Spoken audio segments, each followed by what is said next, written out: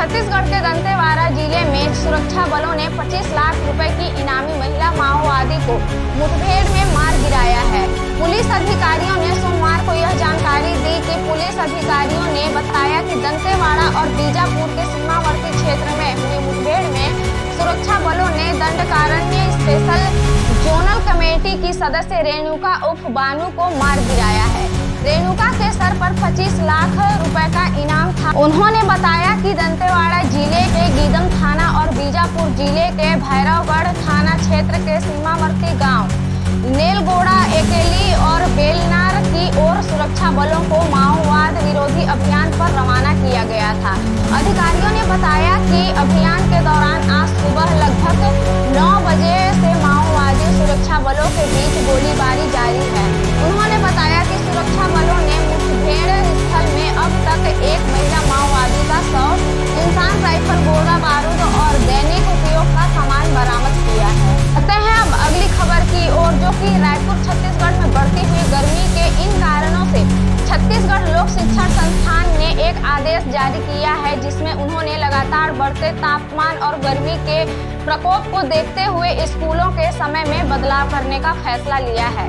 शिक्षा विभाग द्वारा जारी नए आदेश के अनुसार अब स्कूल सुबह 7 बजे से 11 बजे तक खोलने का आदेश दिया गया है।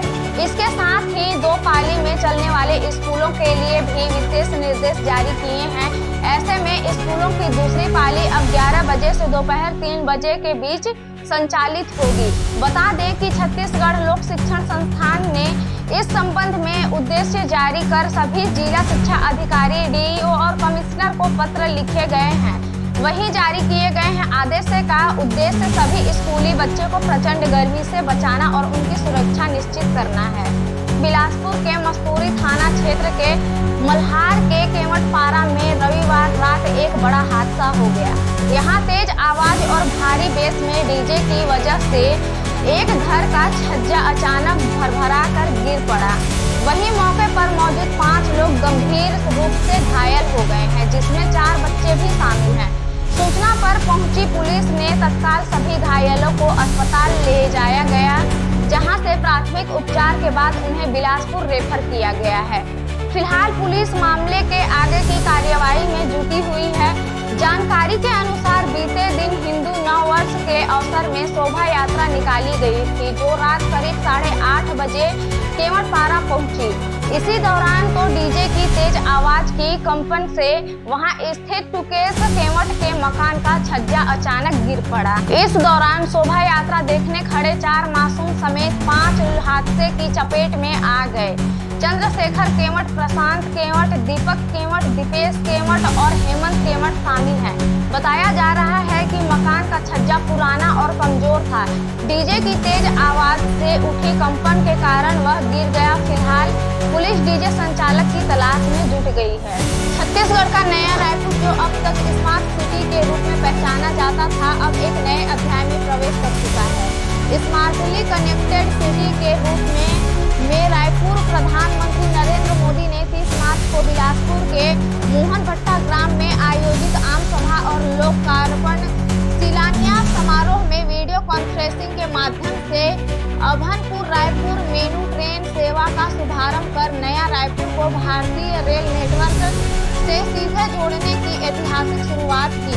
इस नई मेमू सेवा के शुरू होने से अब रायपुर रेलवे स्टेशन में मंदिर हसौद सीबीडी केंद्र होते हुए नया रायपुर तक की यात्रा सीधी, सहज और मात्र 10 रुपए से संभव हो गई है। राज्य सचिवालय, मंत्रालय, आवासीय क्षेत्र, शैक्षणिक संस्थानों में कार्यरत हजारों कर्मचारी, विद्यार्थी और आमजन इससे लाभान्वित होंगे। रेल सेवा की शुरुआत से अब रायपुर रेलवे स्टेशन में हसौद सीबीडी केंद्रीय होते हुए नया रायपुर तक यात्रियों के लिए सीधी किफायती ट्रेन सुविधा उपलब्ध होगी।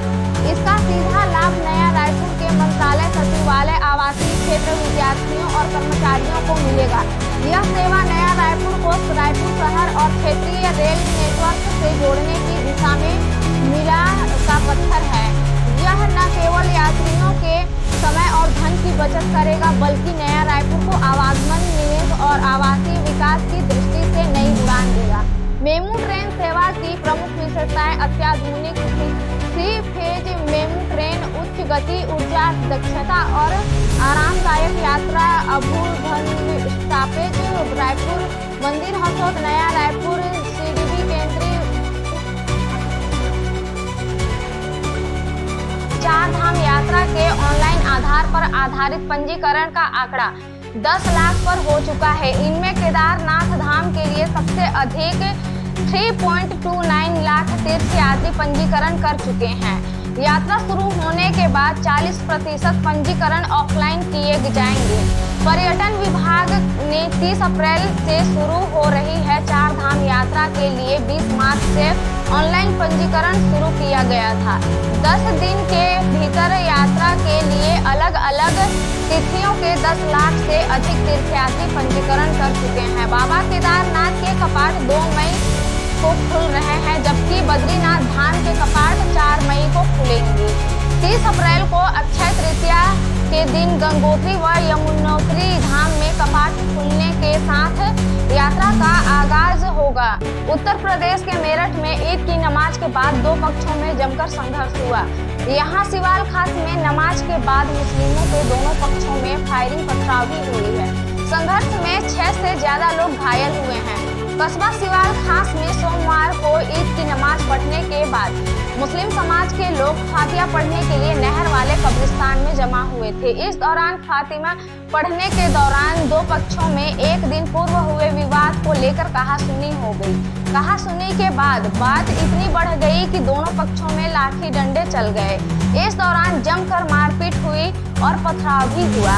दोनों पक्षों के बीच कई राउंड फायरिंग भी हुई। बादाम खानदानों के बीच हुआ है, जिसमें आधा दर्जन से ज्यादा व्यक्ति घायल हुए हैं।